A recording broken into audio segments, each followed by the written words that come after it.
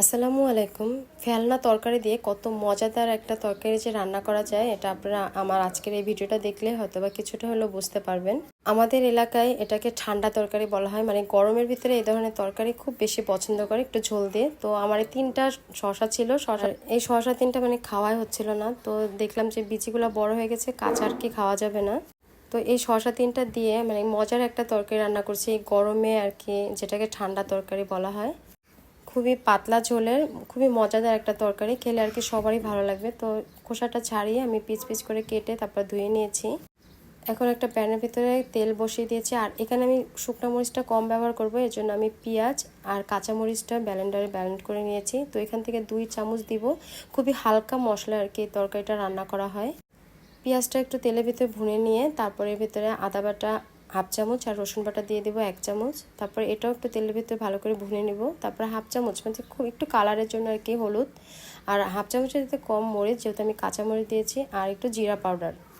জিরা পাউডারটাও আমি এখানে হাফ চামচের কম দিয়েছি। তারপরে এই মশলাটা খুব ভালো করে একটু ভুনে নেব। তারপরে দিয়ে দিব চিংড়ি মাছ।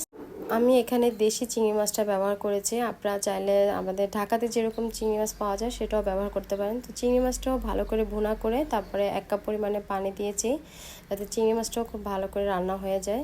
তারপর আগে থেকে কেটে ধুয়ে রাখা শসাগুলো আমি এখানে দিয়ে দিলাম।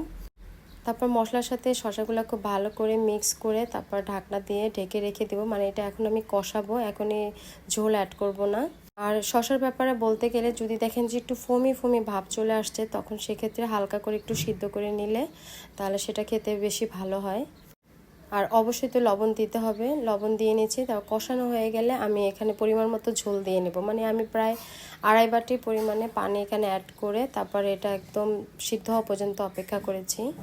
আর ঢাকনা তুলে বারবার নাড়াচাড়া করে দেখবেন, আর যখন দেখবেন যে হয়ে গেছে তখন এর ভিতরে আপনারা চাইলে ধনিয়া পাতা দিতে পারেন, আবার আমার মতো শুকনা জিরার গুঁড়াটা আর কি এখানে দিয়ে নিতে পারেন।